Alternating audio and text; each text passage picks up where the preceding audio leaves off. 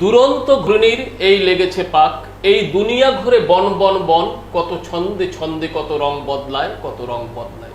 সত্যি বোধহয় তাই আজকের এই গতিময়তার যুগে আমরা যেন একটু শান্তির খোঁজে সর্বদাই ব্যস্ত, কিন্তু এই শান্তি বা পিস আমরা পাবো কোথায়?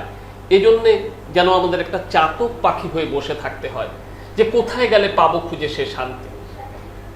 কিন্তু আজকে আমরা সিকনের স্টুডিওতে হাজির করেছি এমনই একজন ব্যক্তিত্বকে, যিনি কিনা সর্বদাই দেশে তো বটেই, এমনকি বিদেশেও শান্তির বাণী এবং শান্তির খোঁজ কিভাবে পাওয়া যায় সেটা বিলিয়ে বেড়ান। আর্ট অফ লিভিংয়ের যিনি একটি দায়িত্বে রয়েছেন, বিভিন্ন দেশে প্রশিক্ষক হিসেবেও গিয়ে থাকেন এবং দেশে তো বটেই, শ্রীমতী ঋতিকা পেরিওয়াল। উনি পেশায় ছিলেন একজন চার্টার্ড অ্যাকাউন্টেন্ট, ওনার নিজস্ব বিজনেস আছে, কিন্তু ওনার মনে হয়েছে যে ব্যবসাটাই বোধহয় সব নয়, মানুষকে শান্তি প্রদান করার একটা বার্তাও আমার থাকা উচিত, এবং আজকের এই গতিময়তার যুগে আমাকে সেই পথেই এগিয়ে যেতে হবে। পাশাপাশি নিশ্চয়ই ব্যবসা থাকবে। ঋতিকা দেবী, আপনাকে আমাদের সিকনের স্টুডিওতে স্বাগত। নমস্কার। ঋতিকা দেবী, আপনাকে যেটা বলবার যে আপনি তো ব্যাঙ্গালোর নিবাসী, আপনি তো ব্যাঙ্গালোরে থাকেন, তা ऐसे आप क्यों सोचा कि ये आर्ट ऑफ लिविंग यहाँ पर आपका आना है, क्यों? मैं बहुत छोटी थी जब मैं आर्ट ऑफ लिविंग का खुद कोर्स की थी। मैं सिर्फ 15 साल की थी और मैं स्कूल में कोर्स की थी। एंड उस समय मैं जब कोर्स की थी तो मुझे इतना बढ़िया लगा, मेरा मन शांत हुआ, मेरा कंसंट्रेशन एकदम शार्प हो गया और मैं कुछ ना कुछ सेवा में भी लग गई काम में। मतलब अपने सोसाइटी के लिए कुछ ऐसा काम करे जिससे लोगों को मदद मिले।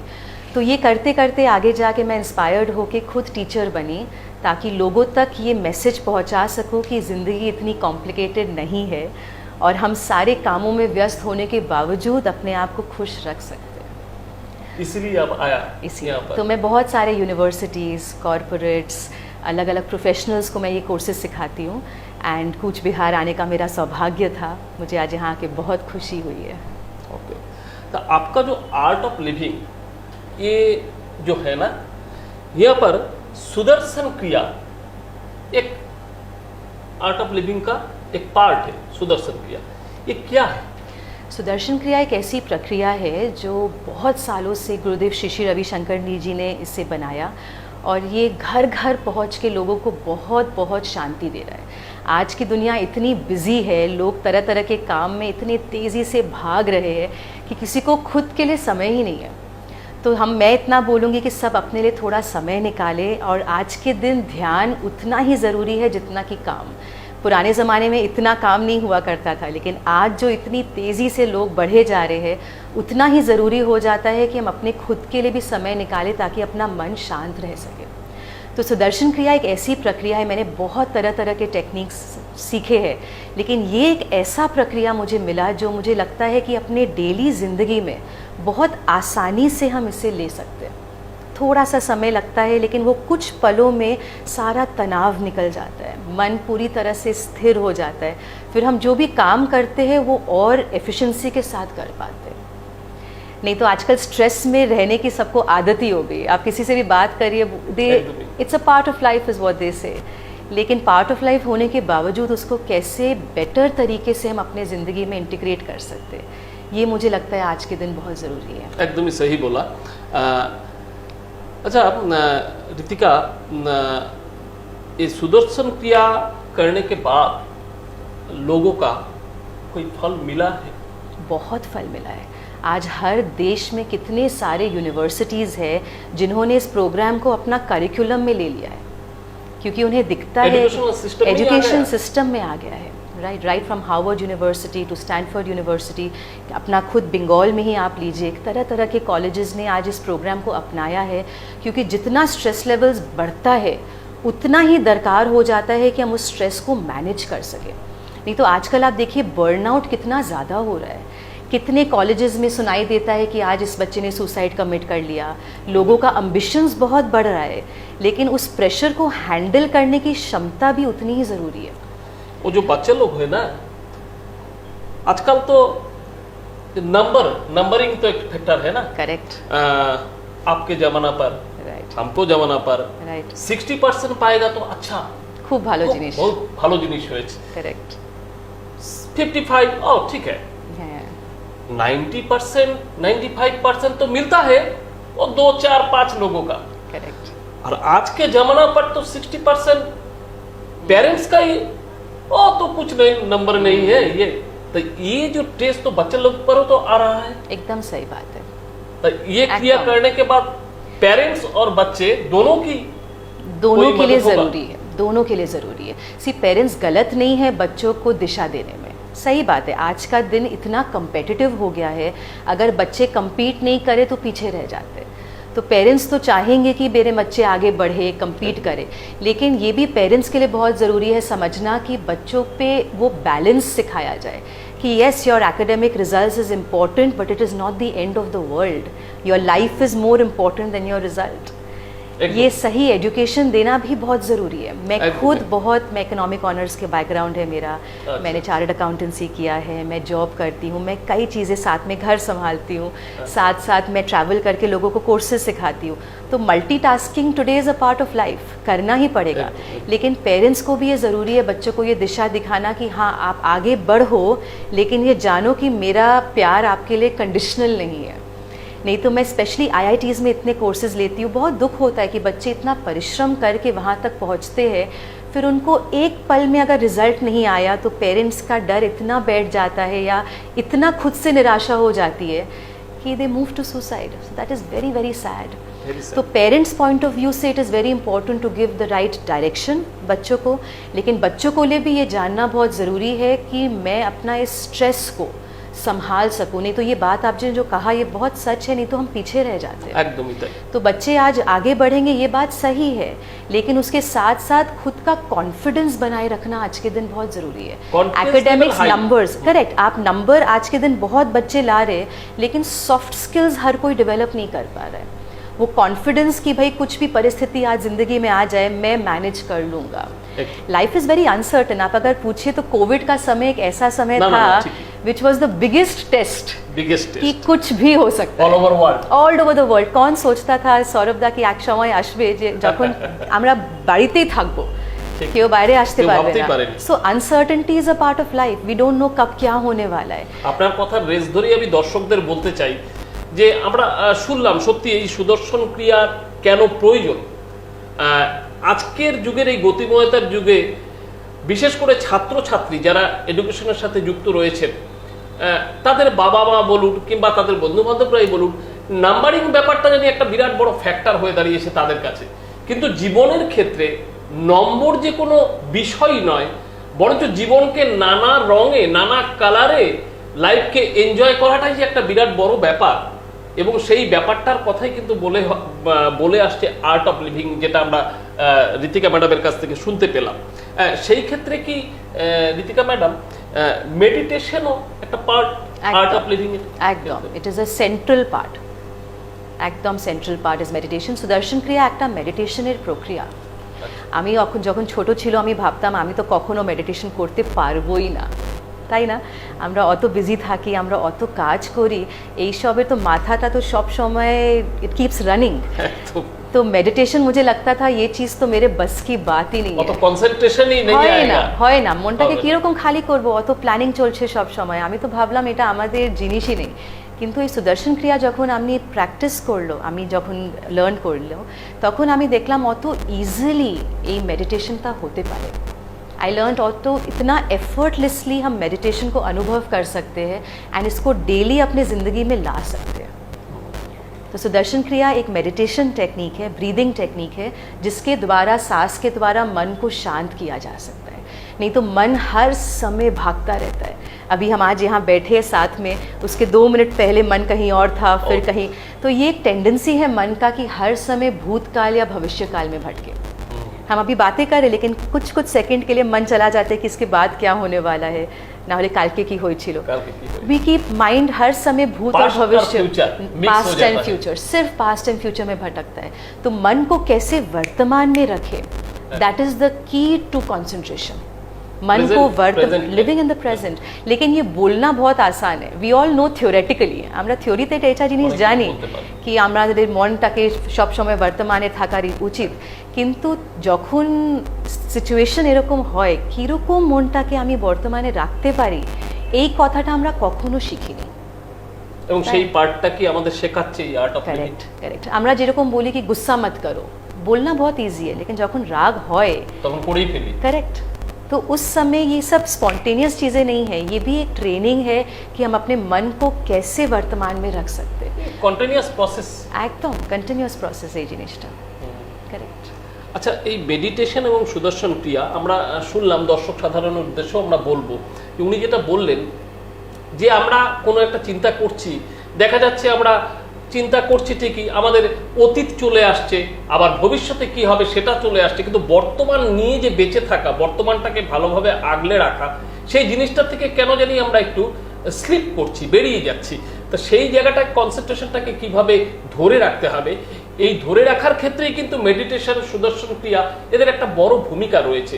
এবং এই বিষয়টায় উনি যেটা বললেন যে উনি দেশে এবং বিদেশে বিভিন্ন জায়গায় উনি গিয়েছেন, বিভিন্ন বিশ্ববিদ্যালয়ে উনি এই বিষয়গুলো ছাত্রছাত্রীর থেকে শুরু করে, অভিভাবকদের থেকে শুরু করে সাধারণ মানুষের কাছেও তুলে ধরেছেন।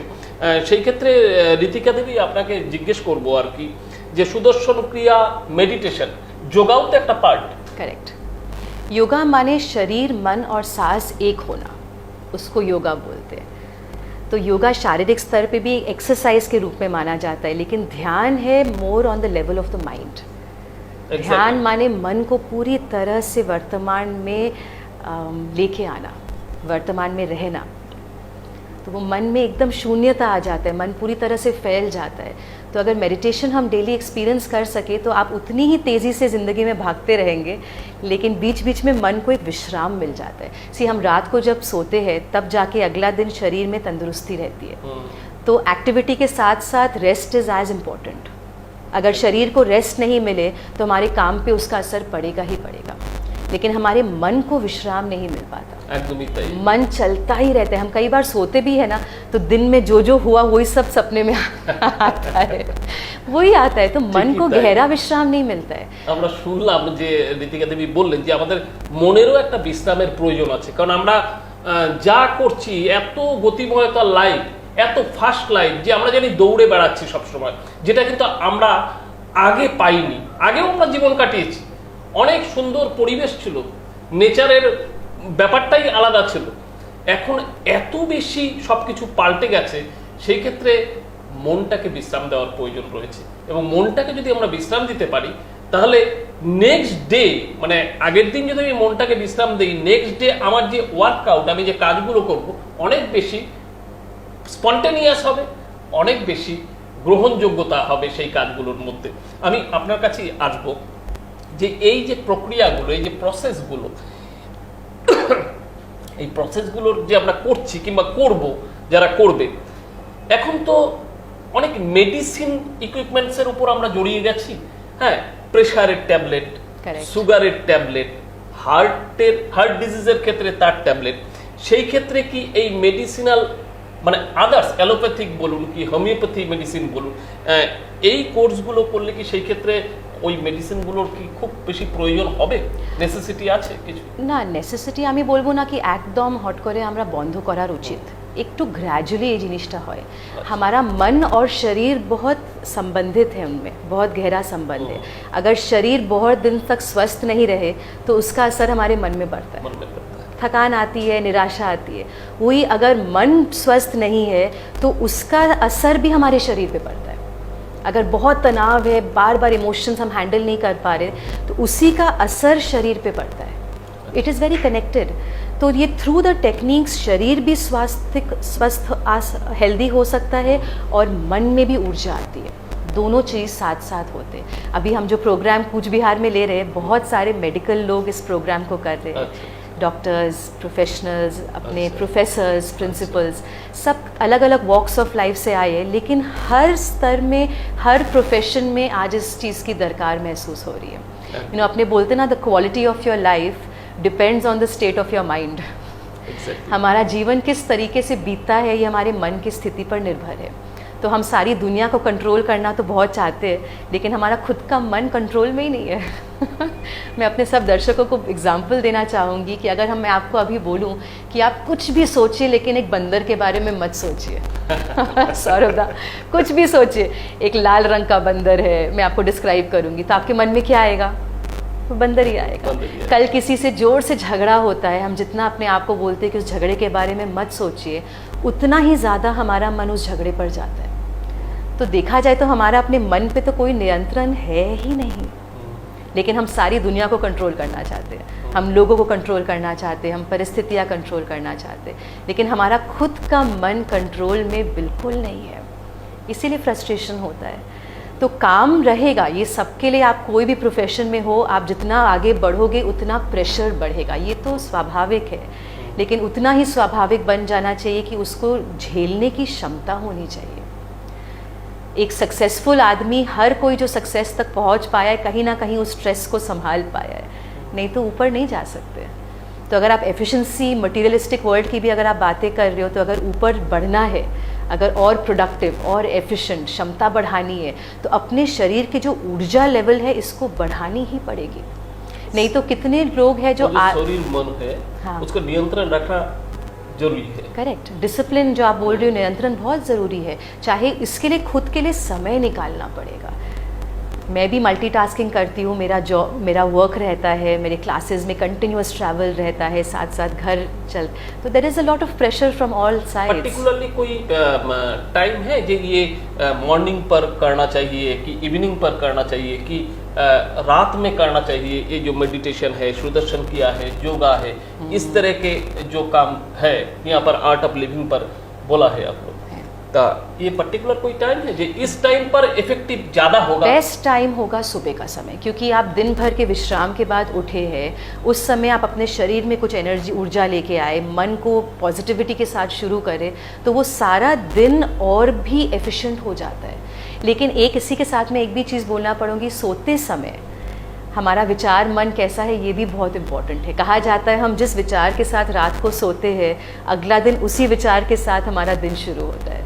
तो if your last thought is positive, your next day will also be positive. तो एक ट्रैक है योग निद्रा बोल के, श्री रविशंकर जी की आवाज़ में भी है।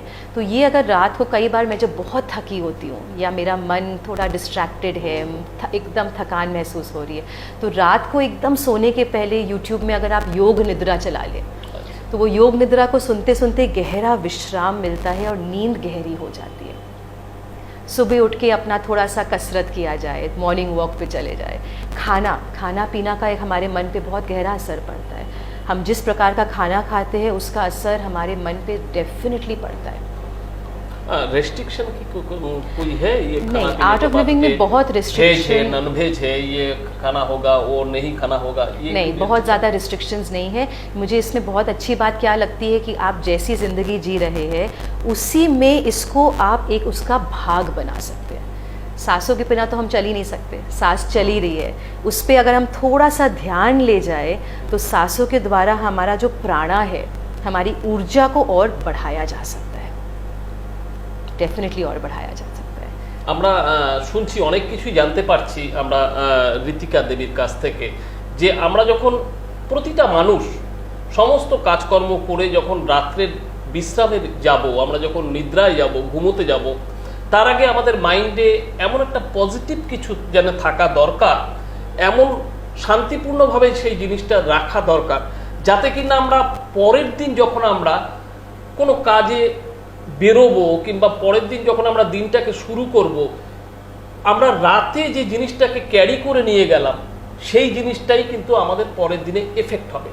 সেই বিষয়টাই উনি এখানে তুলে ধরলেন। সেই ক্ষেত্রে আমাদের এই থিঙ্কিংটা যদি পজিটিভ হয়, আমাদের নেক্সট ডেতে সমস্ত ওয়ার্ক আউট আমরা যা করব আমাদের কাজকর্মের ক্ষেত্রে সব কিন্তু একটা পজিটিভনেস আসবে।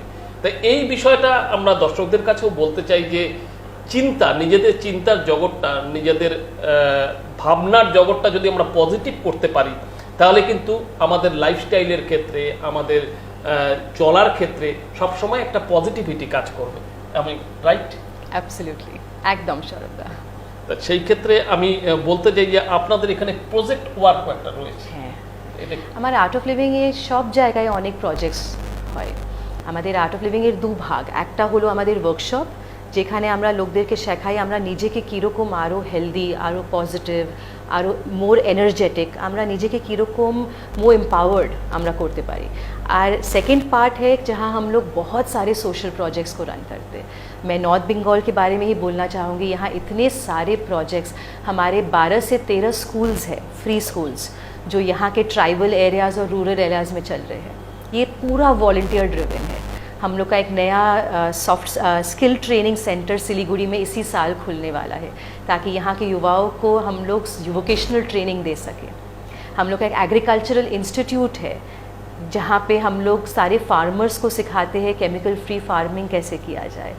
गांव-गांव में जाके हमारे वॉलंटियर्स गांव के लोगों को सिखाते हैं, युवाओं को, कि खुद की जिम्मेदारी के साथ साथ अपने गांव के लोगों की जिम्मेदारी कैसे ली जा सकती है।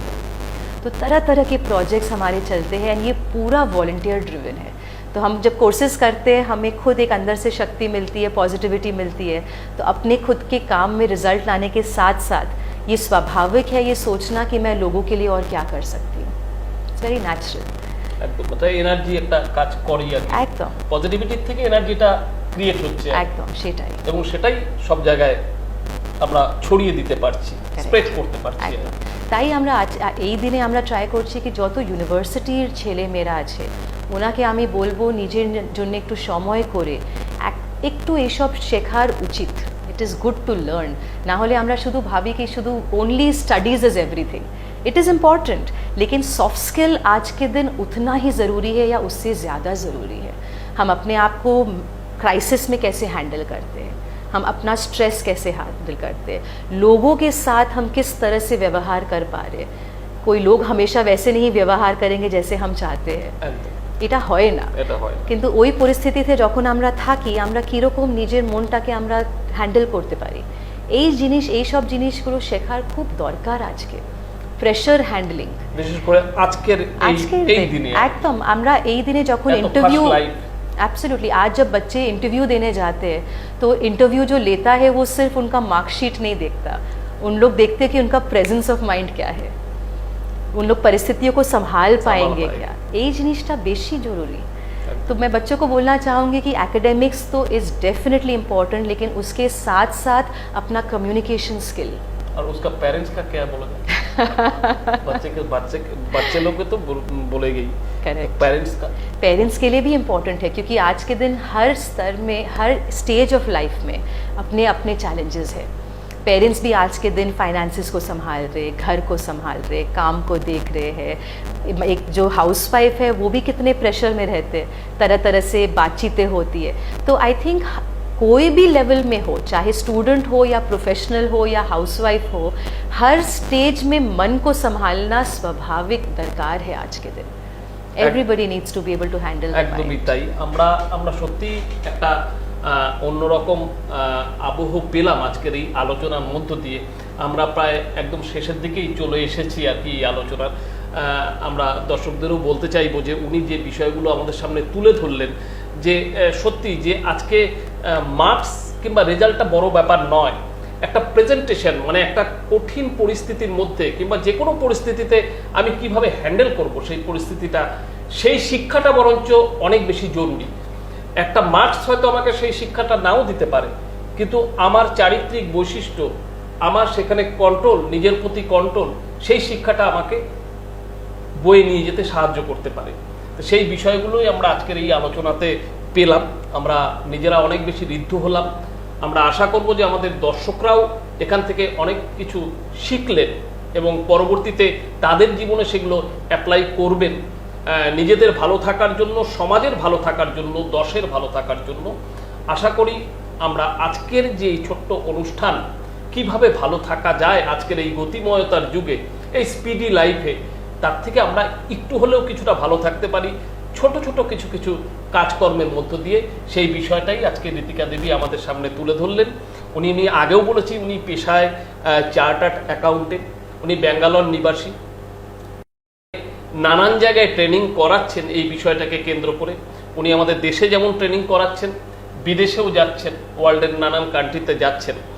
স্বাভাবিকভাবে ওনাকে আমরা আজ সিকনের স্টুডিওতে পেয়েছি, এই জন্য আবারও আপনাকে আমাদের সিকনের তরফ থেকে অসংখ্য ধন্যবাদ। धन्यवाद।